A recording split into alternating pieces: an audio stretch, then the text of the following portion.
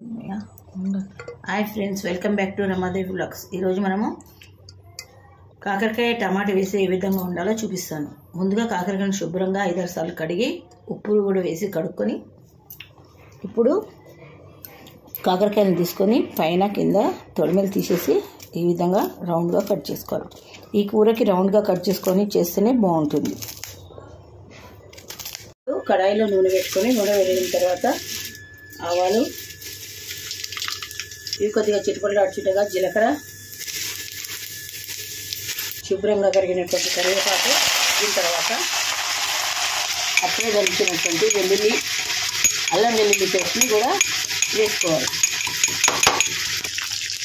అల్లం వెల్లుల్లి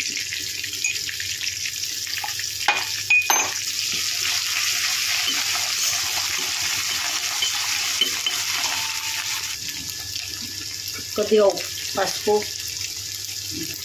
ఇది కొద్దిగా వేగిన తర్వాత ఇందులో ముందుగానే తరిగి పెట్టుకోవచ్చు. ఈ విధంగా తరుక్కుంటే బాగుంటుంది. పొడుగ్గా ఉల్లిపాయలు తీసుకోవాలి. సగంకి బాగానే ఉల్లిపాయలు ఎర్రగా కొద్దిగా మగ్గించుకోవాలి. కొద్దిగా మగ్గిన తర్వాత ఇప్పుడు ముందుగానే తరిగి పెట్టుకునేటువంటి కాకరకాయలు కూడా వేసి వేయించుకోవాలి. ఈ విధంగా పళ్ళు వేసి మగ్గిన కాకరకాయలను వేసుకున్నా కానీ బాగుంటుంది.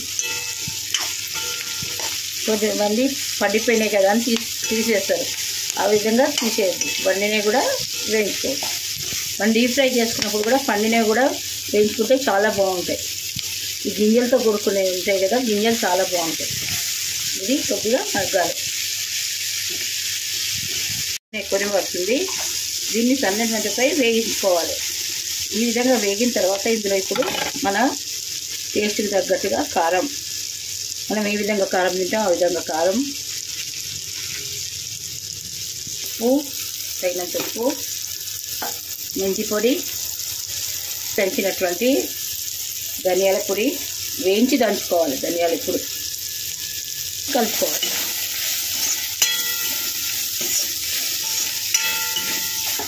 మగ్గిన తర్వాత ముందుగానే తరిగి పెట్టుకోండి. కొద్ది టమాటాలు ఎక్కువ తీసుకోవాలి. టమాటాలు వేసేసుకున్నాం. టమాటాలు ముక్కలు వేసుకొని కలపకుండా దీంతో కొద్దిసేపు సిమ్లో పెట్టి మూత పెట్టుకోవాలి. మూత తీసి కొద్దిగా మగ్గిన తర్వాత వీటిని ఇప్పుడు కలుపుకోవాలి.